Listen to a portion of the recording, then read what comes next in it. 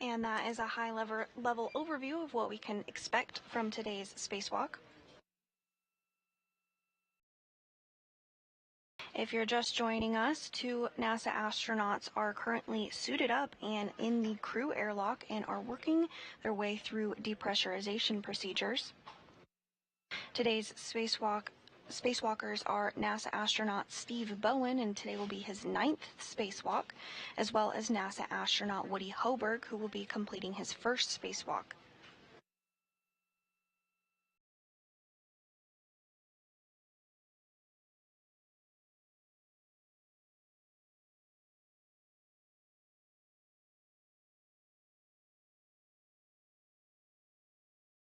Bowen and Hoberg will venture outside for a spacewalk expected to last about 7 hours today, the focus of which will be on the starboard truss of the International Space Station to install and monitor the deployment of one of the IROSAs, or ISS Rollout Solar Array, both of which were delivered on a SpaceX Cargo Dragon resupply vehicle on Monday to the space station.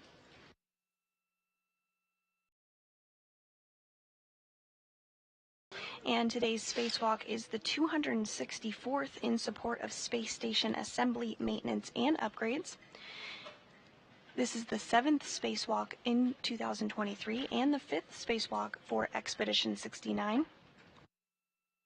As we mentioned, it's the 9th spacewalk for Bowen, who has a cumulative spacewalking time of over 54 hours across 8 previous spacewalks.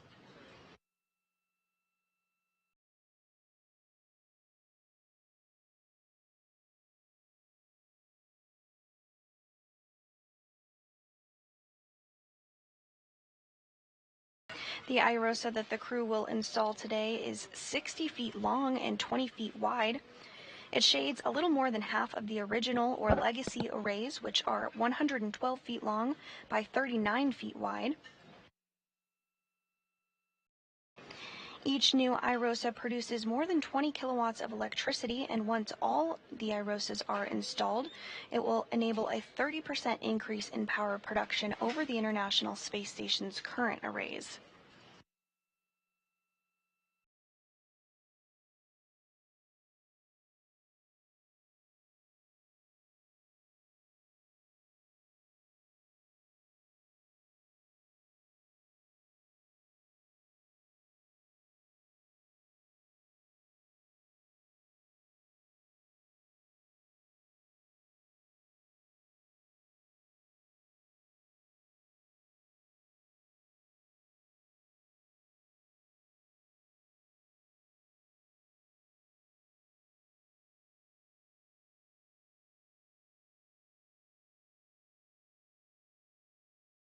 And we are in a loss of signal period as we have a handover between satellites.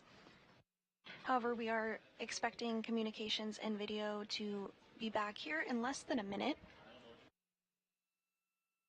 During this loss of signal period, the crew has been stepping through procedures in order to work through depressurization of the airlock. This is done in a 2-stage process. First, the crew lock goes down to 5 pounds per square inch of pressure, at which point that depressurization will be paused to do a systems check. And then following this, depressurization will resume to bring it all the way down to the vacuum. Now, once that vacuum is reached, the 2 spacewalkers will complete some additional suit and comm checks before placing their spacesuit on internal battery power, officially marking the start of today's spacewalk.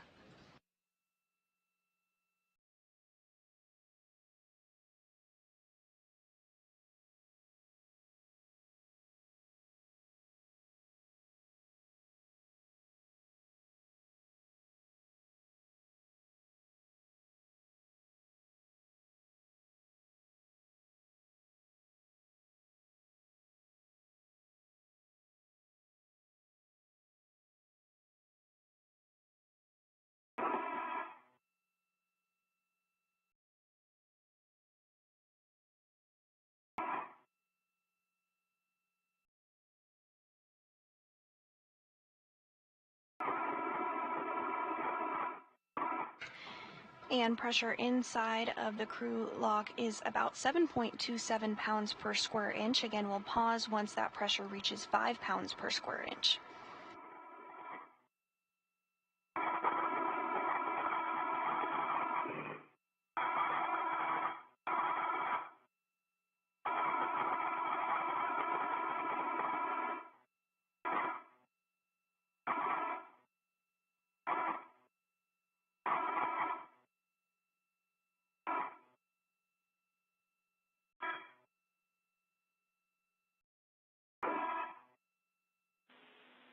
And Station Houston on 1, we're back with you, voice only.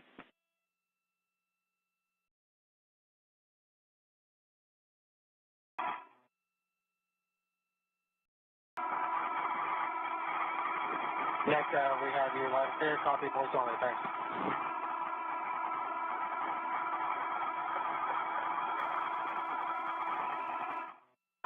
And Stephen, what do you guys copy? You have about 100 millimeters of mercury to go. If you want copy. Yep, Frank, I copy. I see airlock P 6.5. Yep, I agree.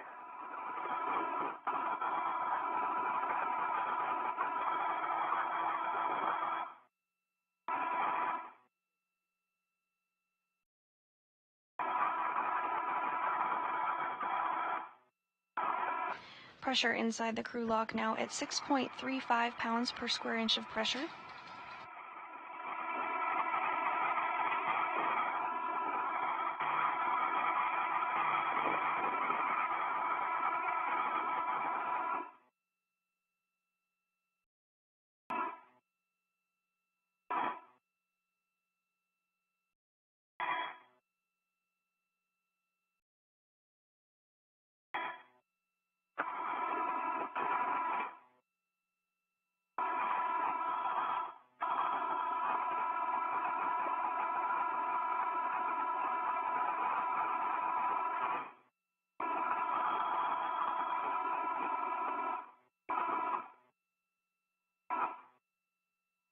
Now less than 6 pounds per square inch of pressure inside the crew lock.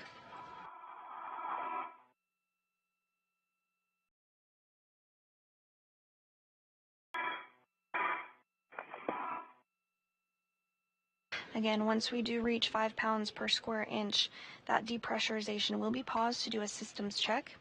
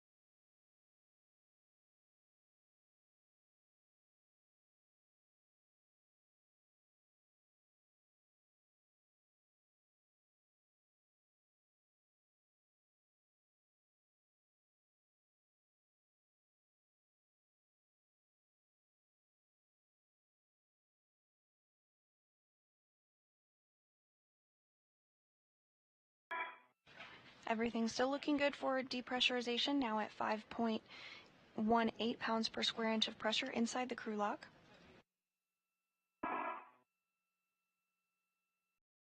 Woody, the next action is going to be for you. We have about 10 to go. I copy, Frank, standing by.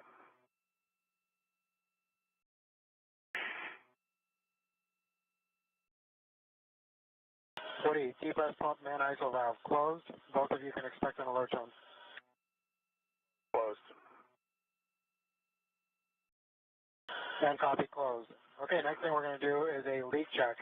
So you'll both take your switch display status until leak check question mark is displayed. Hold that for 2 seconds, and then follow the displayed instructions. In work, UV1. UV2 in work. And pressure inside the crew lock is now at 5 pounds per square inch of pressure. So you did hear those words about the systems check that are occurring now. Following the systems check, depressurization will resume and continue all the way down to vacuum. And once vacuum is reached, the 2 spacewalkers will complete some additional suit and communication checks before they place their spacesuit on internal battery power, officially marking the start of today's spacewalk. And following this, the crew will, of course, exit the airlock and begin working to get that IROSA installed.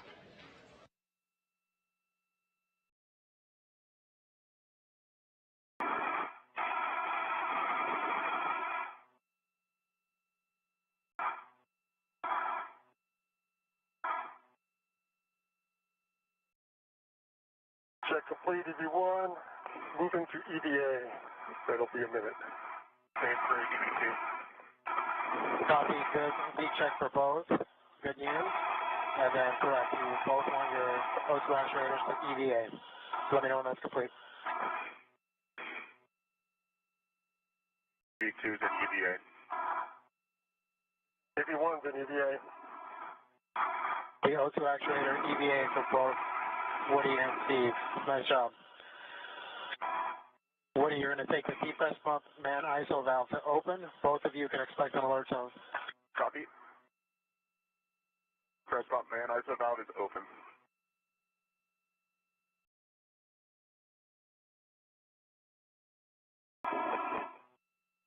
Okay, emergency MPEV is also open. Both of you continue to monitor your suit pressure gauge. Make sure that it remains less than 5.5. Again, if it ever goes above 5.5, let us know and we'll stop the depress. EV1 copy. EV2 copy.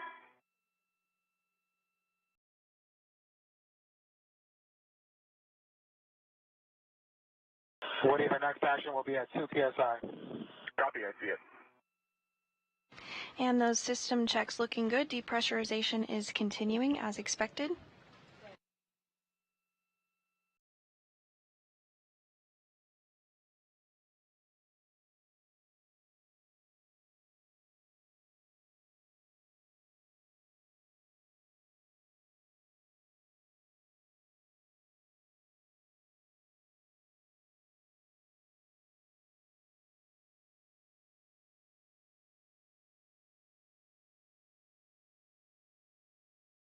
Pressure inside the crew lock now less than 4 pounds per square inch of pressure.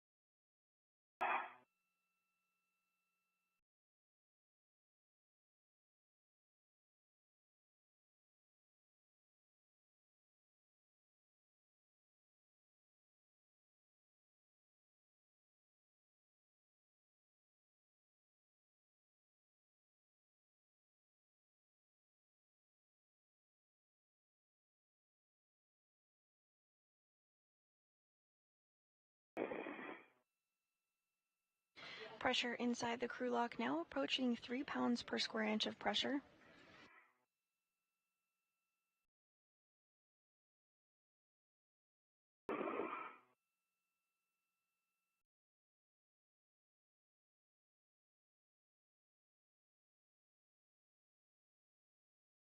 And we are getting a view back inside of the equipment lock here, where NASA astronaut Frank Rubio on the left and United Arab Emirates astronaut Sultan Al Nayati continue to step through depressurization procedures with Hoburg and Bowen, who are inside the crew lock. Pressure inside the crew lock now at 2.68 pounds per square inch of pressure.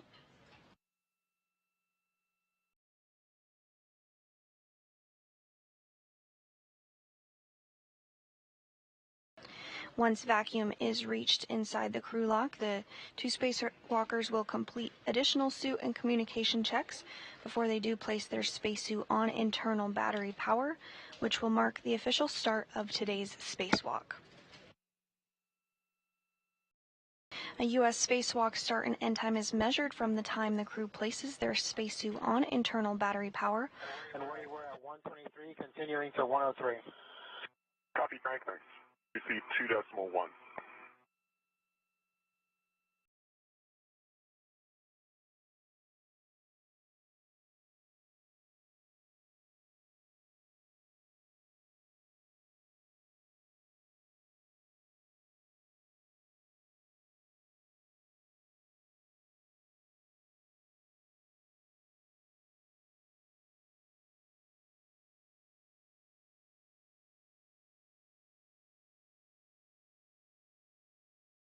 Now closing in on 2 pounds per square inch of pressure inside the International Space Station's crew lock.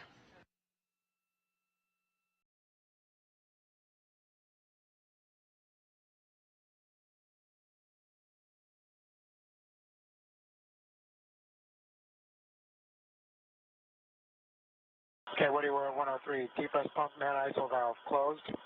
Closed. Copy, closed. Woody on the UIA, switch depress pump power off, OFF. Depress pump power is off. Okay, guys, I will turn you over to Jenny for your initial tether config. And Jenny, you are prime. Copy, I'm prime. Ready for the config. Sounds great. Jenny, I'm in a great position to read you the config setting of the airlock gearing extender. Go. All right. Airlock gearing extender, I have my left waist tether, gate closed, locked, block on block. The waist tether small hook is on my left gearing extender. Gate closed, locked, block on block.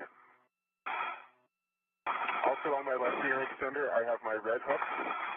Gate closed, locked, block on block. My red reel and green reels are both unlocked. The red reel's yellow hook is gate closed, lock, block on block to my green reel. My green reel's small green hook is gate closed, locked on my red reel. And the green reel's anchor hook goes to Steve's right waist tether. Okay, so And that anchor hook and Steve's waist tether large hook are both gate closed, locked, block on block. Steve, over to you if you can see it. Yep. So we pick up with my waist tether, which is gate closed, slide lock, big hook that you.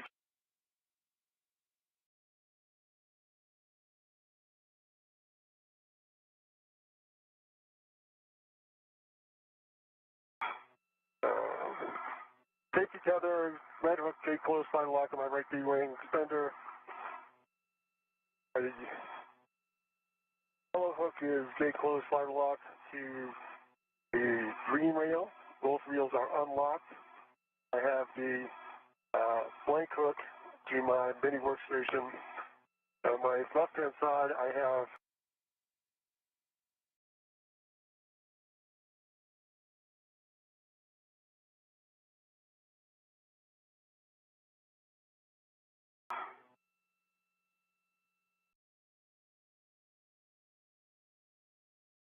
all right, what do you guys?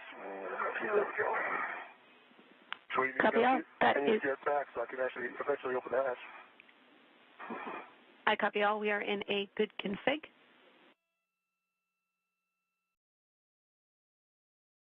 Thanks so much, Jams, and good morning to you and the Orbit 2 team. Good morning. We are happy to be here. Excited to work with all of you.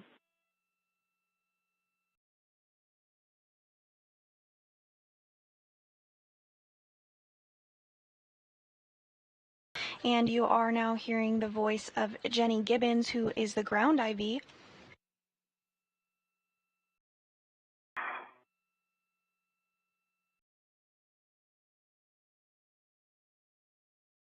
She'll be stepping through procedures with the crew during today's spacewalk.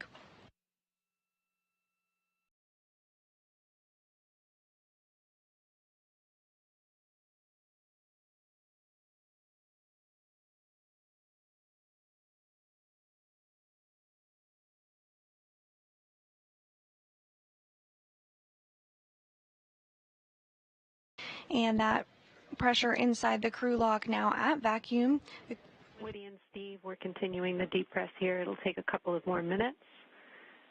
When the crew lock DP/DT is approximately 0, expect an alert tone. B1 copies. BB2 copies. That pressure inside the crew lock is continuing to approach vacuum. It's now at 0.97 pounds per square inch.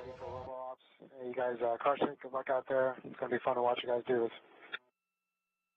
Frank, we're depending on you. This is going to be good. You guys are going to work on this. It's going to work out really well. Frank, thanks so much. You guys did a fantastic job IVing this morning. Thanks so much for everything. My pleasure. We'll see you in a few hours.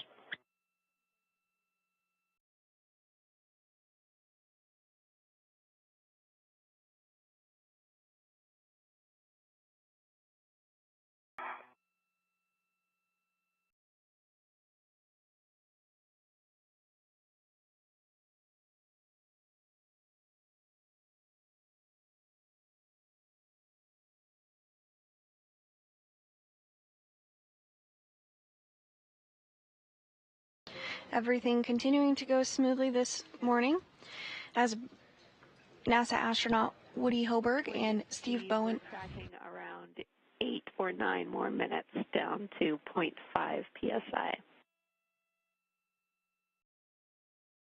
And JA, that makes sense watching it go very slowly. Sounds good.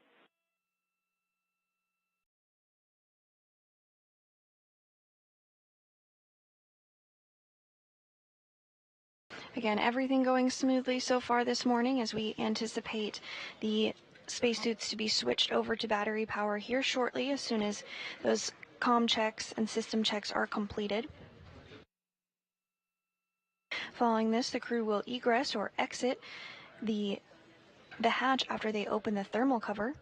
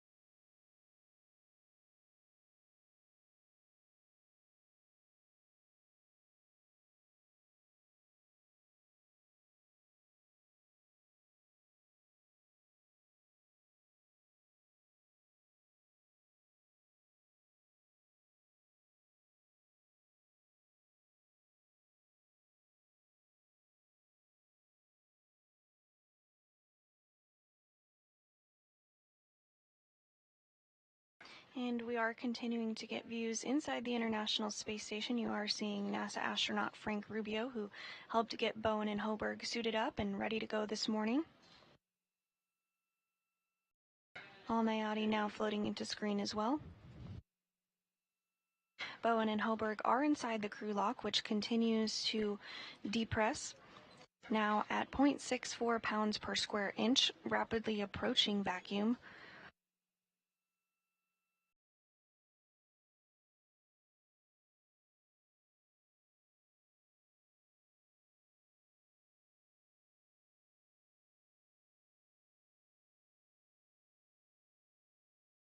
The goal of today's spacewalk is to install an upgraded IROSA, or International Space Station Rollout Solar Array, on the 1A power channel on the starboard truss of the space station.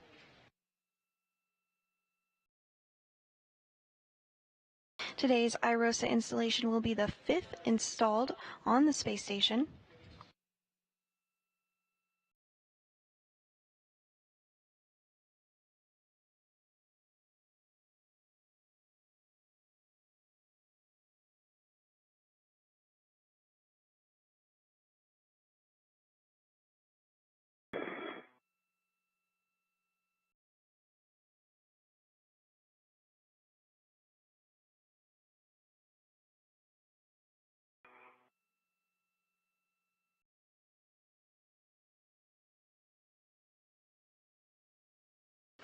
Pressure inside the crew lock now at 0.55 pounds per square inch of pressure.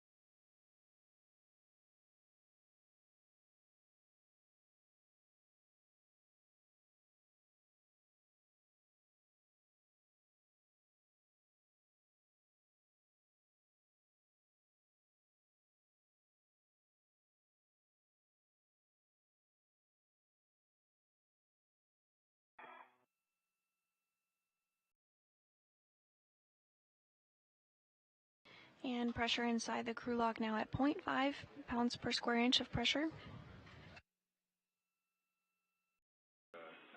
Steve and Woody, we are at 0.5 psi. You are go to verify the EV hatch gauge is less than 0.6 psi and open the EV hatch. I see the EV hatch at 0.4. Copy, 0.4, you're go. All right, getting ready to open the hatch.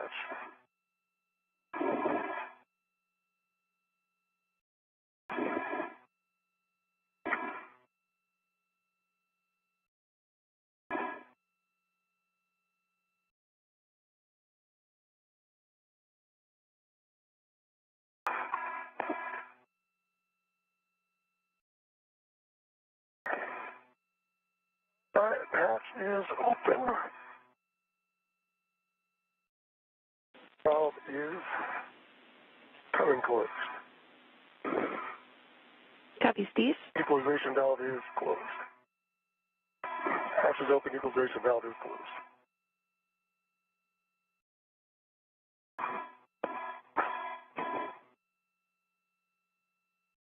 And we are hearing that the hatch is open.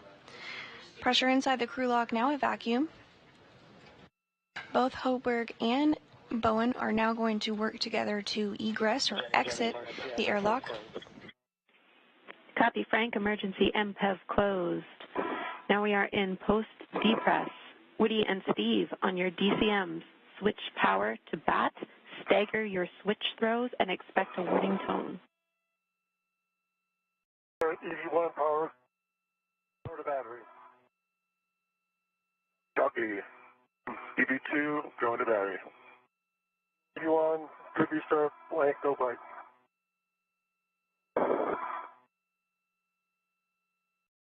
EV2, good restart, blank, no bite. Copy.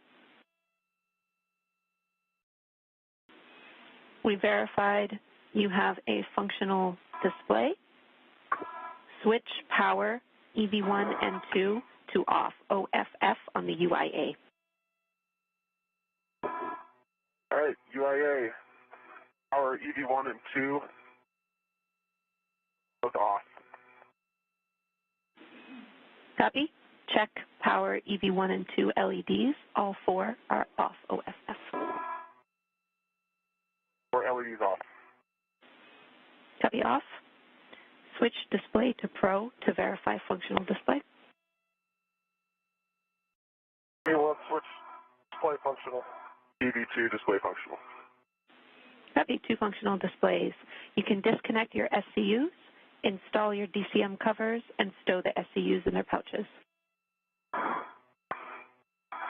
EV1 in work. EV2 in work.